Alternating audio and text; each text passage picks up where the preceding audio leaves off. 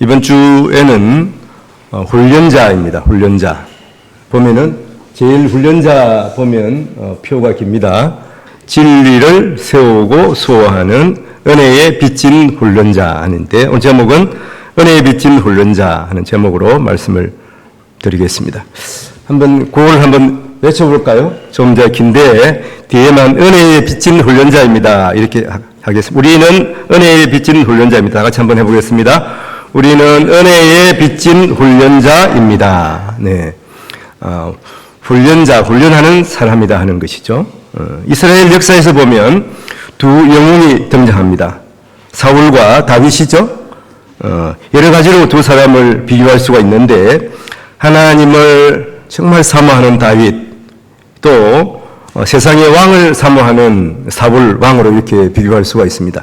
우리가 함께 지금 열왕기상을 공부하고 있잖아요. 거기 솔로몬이 성전을 세우는 장면입니다만은 한편 보면 또 이렇게 비교할 수가 있겠죠. 자기를 위해서 기념비를 세우려고 하는 사울 왕, 그리고 하나님을 사랑하며 하나님을 위해서 성전을 세우려는 다윗 왕, 그렇게 비교할 수가 있습니다. 그리고 오늘 주제를 우리가 놓고 생각한다면은 사울은 훈련을 받지 못했어요. 갑자기 왕이 됐거든요. 그러나 다윗은 어떻습니까? 다윗은 아이러니하게도 사울 왕을 통해서 엄청 훈련을 많이 받았습니다. 훈련 과정을 많이 겪은 것입니다. 그래서 왕으로서의 충분한 자양분을 얻었다, 이렇게 볼 수가 있습니다. 새벽에도 말씀을 드렸습니다마는 우리가 쉽게 얻고자 하는 행복들은 보통 마귀 사탄이 우리를 유혹하는 것들입니다. 쉽게 우리가 행복을 얻으려고 하면 안 되는 것이죠. 훈련도 마찬가지입니다. 우리가 살아가면서 우리를 힘들게 하는 사람들이 있습니다. 그러면 우리가 어떻게 생각해야 되겠습니까? 하나님이 나를 훈련하시려고 저 사람을 내게 붙였다, 이렇게 생각하면 마음이 편안합니다. 그래서 하나님의 은혜에 빚진 훈련자가 되어서 하나님께서 우리에게 맡긴 일들을 잘 감당해야 하는 것이죠. 다윗처럼 말이죠. 사실 지금 우리나라는 지금 직접 그 전쟁을 경험한 사람들이 많지 않습니다. 그러나 제 전방 휴전선에 한번 가보면은 그 155마일에 가로놓인 철조망을 보면은 우리나라가 지금 전쟁 중이구나, 휴전이지만은 전쟁하고 있다 하는 것을 알 수가 있습니다. 그리고 무서운 대적과 지금 대치하고 있다 하는 것입니다. 우리의 삶도 치열한 전쟁터라고 할 수가 있습니다. 우리의 주위에 보면 그래요. 날씨 날씨 예보를 보더라도 그렇습니다.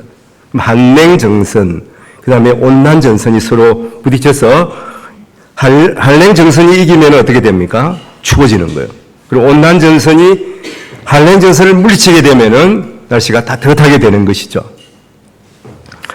그래서 지금은 어떻습니까? 미세먼지가 중국에서 지금 막 와가지고 미세먼지의 맑은 공기들이 지는 거예요. 그래서 우리나라 전체가 지금 봄에 되면 이 미세먼지로 고통을 앓게 되는 것입니다.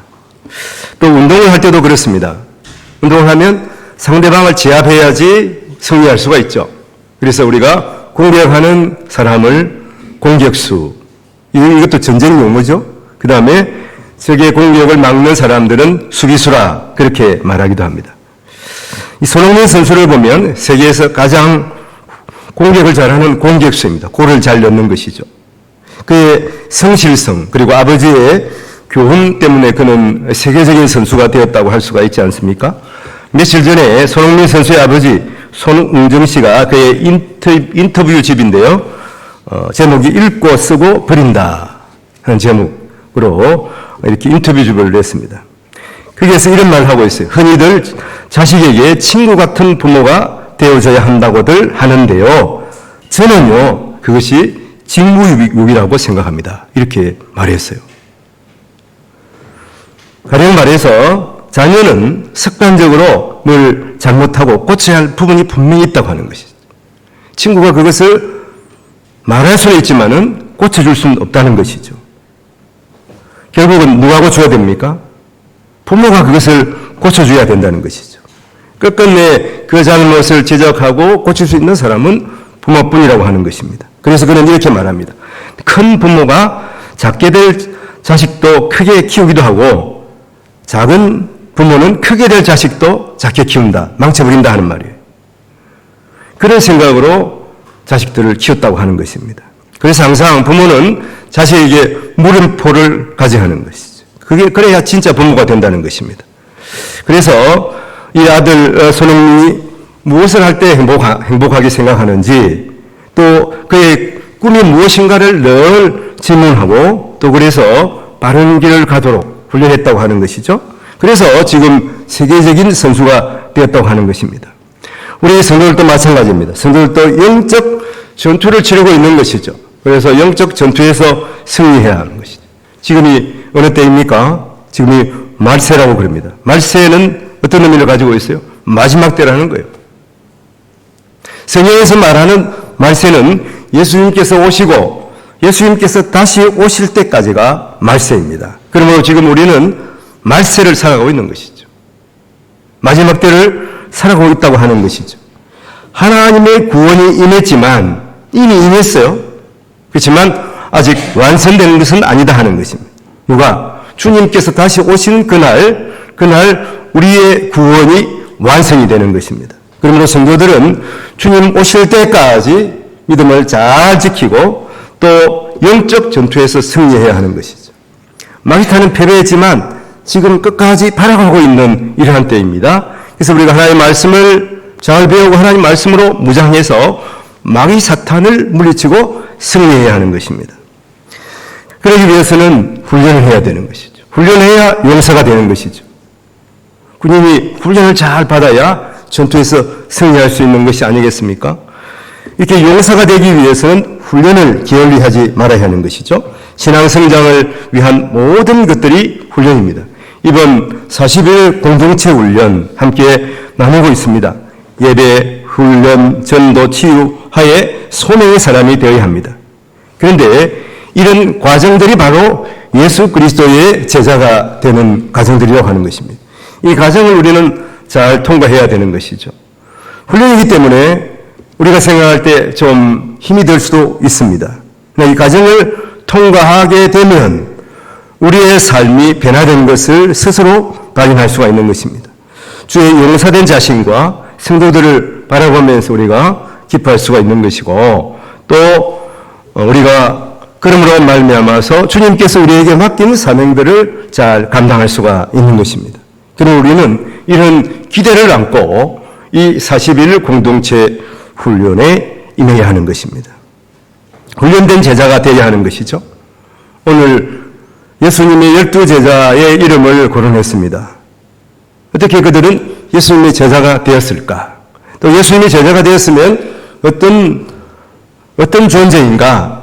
또 어떻게 살아가야 하는가? 함께 나누기를 원합니다. 먼저 제자들은 예수님이 택하셨습니다.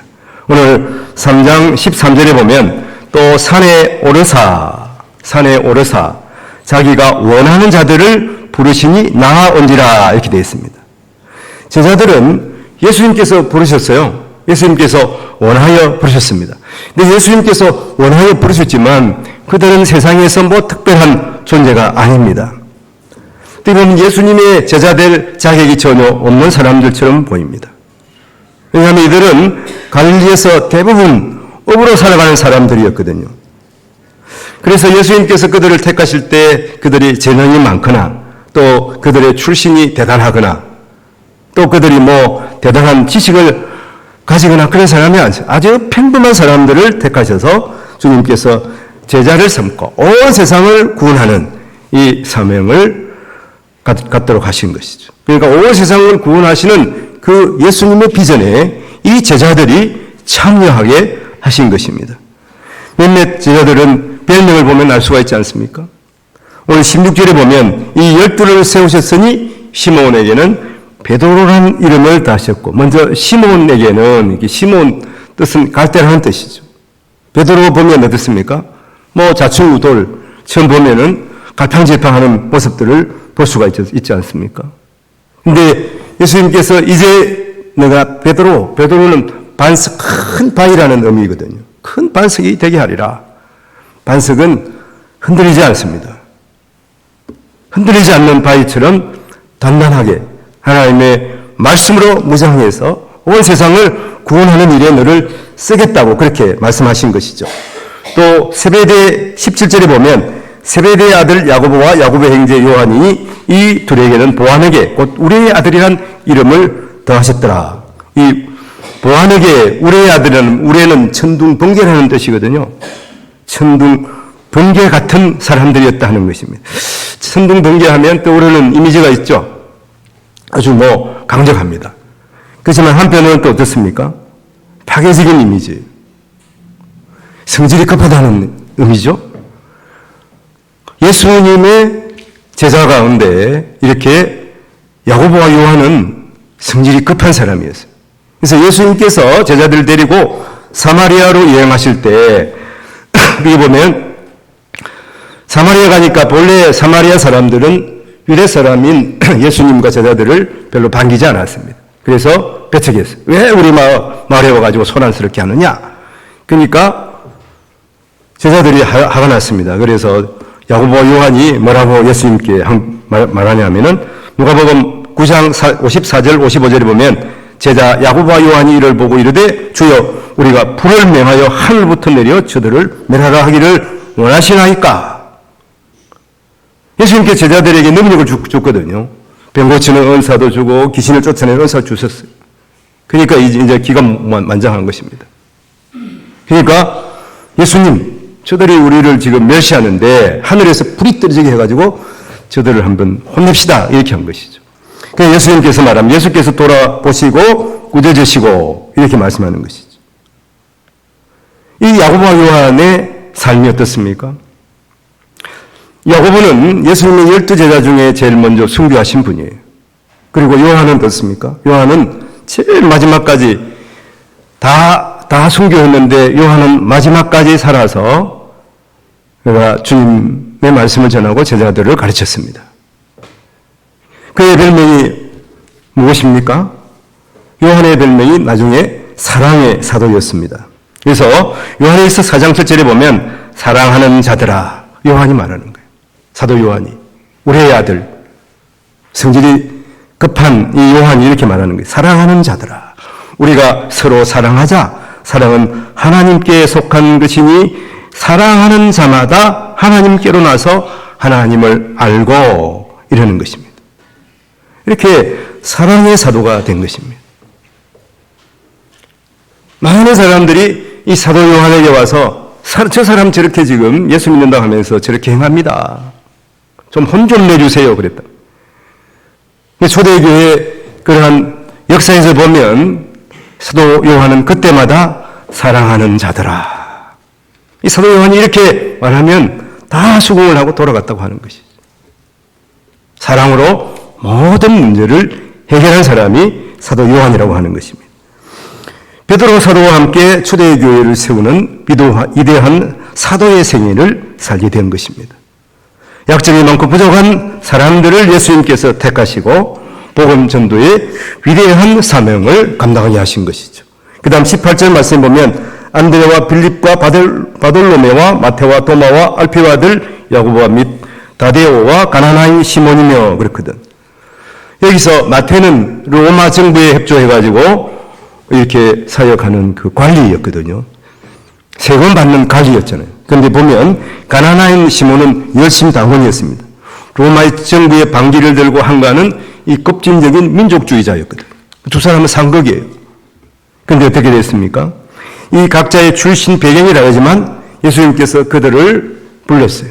그래서 훈련하시고 성령 충만하게 하셔서 사명을 감당하게 하시는 것입니다. 그리고 19절 보면 또 가룟 유다니 이는 예수를 판자더라 이렇게 말합니다. 컴퓨터 입력을 해서 예수님의 12제자 중에서 자격이 있는 사람 한 사람을 딱 골랐는데 그 사람이 가룟 유다예요. 나름대로 출신도 괜찮고 그리고 비용 것도 제법 있었다고 그럽니다. 그런데 그는 어땠습니까? 가룟 유다는 성경에 보면 계산적이고 이제에 너무 밝았습니다. 그리고 욕심이 많고 너무 비판적인 사람이었어요. 그는 예수님의 제자가 되었습니다. 예수님께서 그를 불렀는데 그는 이런 자기의 약점을 극복하지 못했습니다. 예수님을 배반하고 아겔다마에 스스로 목숨을 끊었습니다. 예수님의 12제자를 보면 어떻습니까? 베드로는 예수님을 3번이나 부인한 사람이죠. 그는 자기의 약점에 직면하게 된 것입니다. 그리고 눈물을 흘리면서 회개하고 다시 일어선 것이죠. 그때 주님이 그를 위로하셨습니다. 그리고 이제 내 양을 먹이라. 예수님께서 그렇게 말씀하시고 그리고 성령을 부어주셨죠. 그래서 초대교회에 그 예수님의 수제자로서 사명을 잘 감당한 것입니다. 십자가 아래 무릎을 꿇으면 주께서 용서하고 그를 받아주시는 것입니다. 그러나 가룟 유다는 그렇지 못한 것이죠. 그가 잘못했을 때 주님의 십자가 아래 무릎을 꿇어야 되는 것이죠. 그러나 스스로 자책하면서 스스로 생명을 끊고 말았던 것입니다. 얼마나 안타까운 일입니까? 하나님께서 우리를 예수 그리스도의 제자로 불렀습니다. 우리 자신들이 생각하면 부정하고 연약한 부분들이 있지만 주님께서 불러주셨어요. 얼마나 감사한 일입니까? 늘 주님 앞에 감사하면서 우리에게 주신 사명을 감당해 나가시기를 원합니다. 예수님께서 부르시고 그 다음에는 함께 하시는 거예요. 그리고 함께 훈련을 하십니다. 오늘 14장 상반절에 보면 12를 세우셨으니 이는 자기와 함께 있게 하시고 이렇게 말씀합니다. 예수님은 자신의 뜻에 따라 선택한 제자들과 함께 있기를 원하신 것입니다. 그리고 그들을 사랑하셨습니다. 그리고 예수님께서 자기 대신에 이 세상을 구원하는 일을 감당하기를 원하셨죠. 사도 바울은 이에 대해서 이렇게 말합니다. 고린도전서 1장 9절에 보면 너희를 불러 그의 아들 예수 그리스도 우리 주와 더불어 교제하게 하시는 하나님은 미쁘시도다. 이 미쁘시다 하시는 말은 여러 가지로 말씀을 드릴 수가 있지만은 성실하시다. 끝까지 함께 하신다. 그런 의미를 가지고 있는 것입니다. 결코 우리가 잘못하고 또 그럴지라도 하나님께서 우리를 택하셨기 때문에 제자를 택하셨기 때문에 훈련을 시키는 거예요. 그냥 두시지 않는 거죠. 하나님 자녀로 서도록 우리를 다듬어 가신다 하는 것입니다. 왜냐하면 하나님께서 우리를 사랑하시기 때문에 우리를 기대하고 계시는 것이죠. 우리 자녀가 다른 사람보다 특별히 나은 것이 없지만은 그래도 부모는 그 자녀를 기대하지 않습니까? 자녀가 잘 되기를 원하는 것과 마찬가지예요. 하나님께서 우리를 택하셨기 때문에 또 우리가 하나님께서 주신 사명을 잘 감당하기를 원하시는 것입니다. 그래서 예수님께서는 제자들을 불러서 가르치시고 또 다이르시고 때로는 꾸지람하시고 그러십니다. 들의 백합화를 보면서 저 백합화를 보라. 솔로몬의 입은 옷보다 더 아름답지 않느냐 말씀하여 주십니다. 그리고 까마귀를 보라. 하나님께서 저들을 먹이시는데 너희들을 가만두시겠느냐. 하나님께서 다 입히시고 먹이시니까 염려하지 말라고 하나님께서 우리에게 말씀하여 주시는 것입니다. 마가복음 6장 30절에 그렇게 말씀. 오늘 입다가 내일 아궁이에 던져지는 들풀도 하나님이 이렇게 입히시거든. 하물며 너희일까 보냐. 믿음이 적은 자들아. 그냥 꾸짖으실 때 하신 말씀. 믿음이 없는 제자들을 보시면서 예수님께서 왜 나가 있는데 너 하나님을 믿으면서 온 세상을 창조하신 하나님이 옆에 있는데 너희들 왜 그렇게 근심하며 살아가느냐? 오늘 우리에게 동일하게 말씀하여 주시는 것입니다. 인생의 삶을 함께하여 주시는 것이죠. 지금 우리와 함께 하시는 하나님이에요. 임마누엘 예수님. 하나님이 우리와 함께 하시기 위해서 이 땅에 오셨다니까요. 그래서 우리는 그리스도인이에요. 예수 그리스도를 따르는 자들입니다. 그래서 우리는 존재적으로 이게 영어로 being이란 말이에요. 그리고 행위적으로도 doing. 그래서 존재적으로나 또 우리 행위로나 예수 그리스도를 닮아가는 그리스도인이 되었어요. 그래서 예수 그리스도 복음을 전하기 위해서 하나님께서는 성령으로 그들을 충만하게 하시고 또 그들을 흩으셨습니다.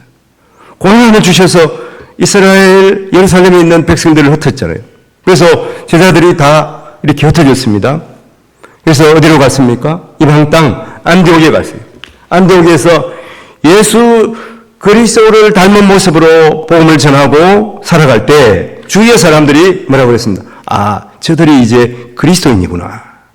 그래서 이제 공식적으로 그리스도인 칭호를 받게 된 것을 우리가 사도행전 성경에서 볼 수가 있게 된 것입니다. 우리는 예수 그리스도를 닮은 사람으로서 예수 그리스도의 복음을 전하는 귀한 사명을 부여받는 것입니다.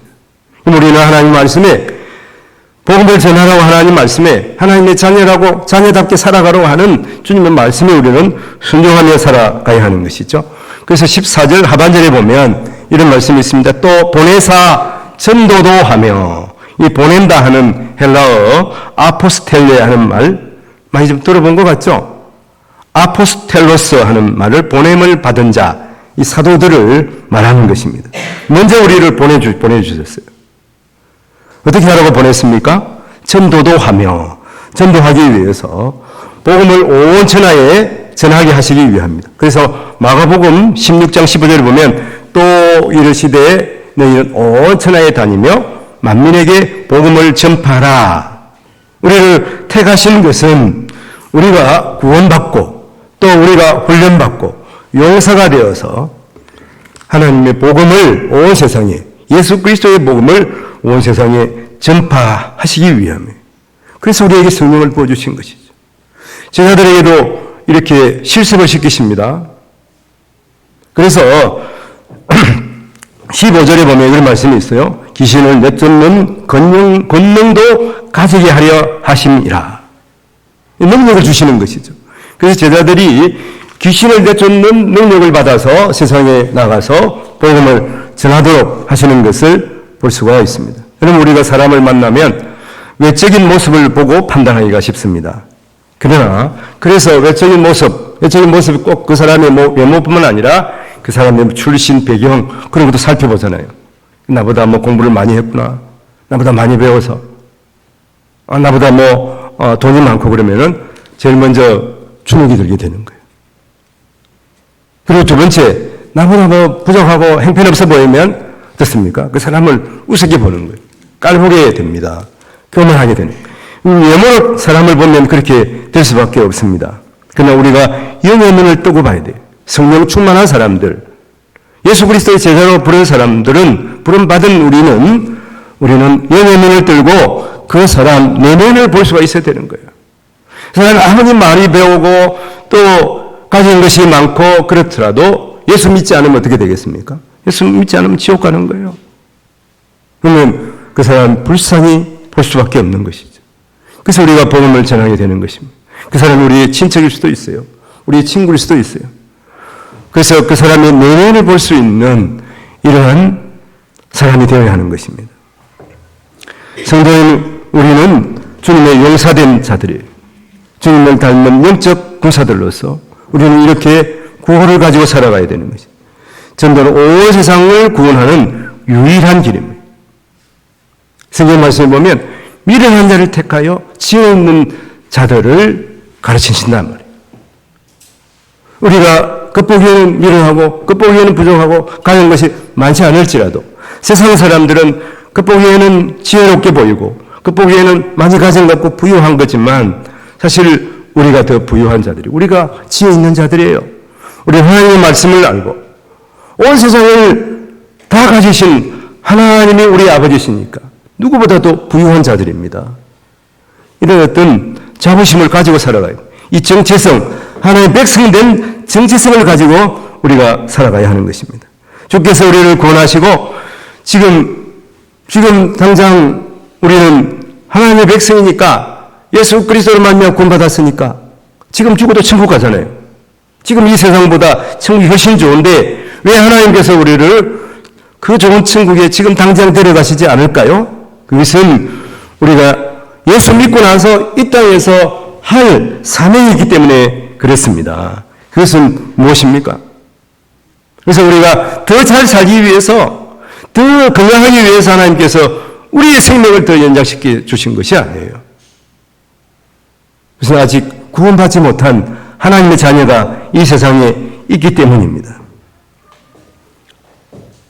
당시에도 많은 사람들은 예수님을 따랐습니다.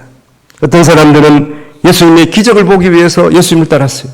어떤 사람은 병이 낫기 위해서 예수님을 따랐습니다. 또 어떤 사람들은 먹을 것을 얻기 위해서 예수님을 따랐어요. 예수님께서 그 무리에게 말씀하십니다.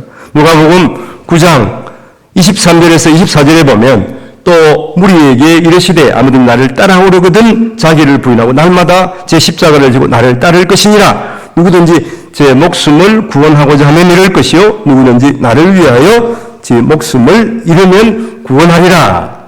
여기서 십자가를 지고 하는 것은 부정강의 전에도 십자가를 지고 지금도 지고 가는 상태를 말하는 것입니다. 예수님의 제자는 예수 그리스도의 십자가를 같이 지는 사람들이에요. 이 말은 무엇입니까? 십자가는 바로 죽음을 말하지 않습니까? 그러니까 예수 믿는 사람들은 삶과 죽음을 초월한 예수님처럼 살아가는 사람들입니다. 성도는 이런 전사가 돼요. 죽음도 두렵지 않다. 그러면 이런 용사가 진정한 용사가 아니겠습니까? 가장 용감할 수밖에 없잖아요. 하나님의 사명자로서 우리가 살아가는 것을 생각하면 우리가 교회입니다. 이 책에서 영원한 가치를 발견해야 한다고 말하고 있습니다. 이 훈련 교재 두 번째 교재잖아요. 이 두 번째 주제인데 거기 보면은 우리가 바로 훈련자라고 하는 것이죠. 우리가 훈련자로 살아가기 위해서는 영원한 가치가 무엇인가? 이 세상의 가치는 이따가 없어지는 것이에요. 그러나 영원한 가치를 바라보면서 살아가야 하는 존재라고 말합니다. 요한 1서 2장 17절에 보면 이런 말씀이 있습니다. 이 세상도 그 정욕도 지나가되 오직 하나님의 뜻을 행하는 자는 영원히 거하느니라. 이 책에 보면은 세상에 영원한 것이 세 가지라고 말하고 있습니다. 그 세 가지 중에 하나는 예수님이에요. 예수님은 영원하신 분이에요. 그리고 예수님은 하나님이시죠. 그러니까 하나님은 영원하신 분이에요.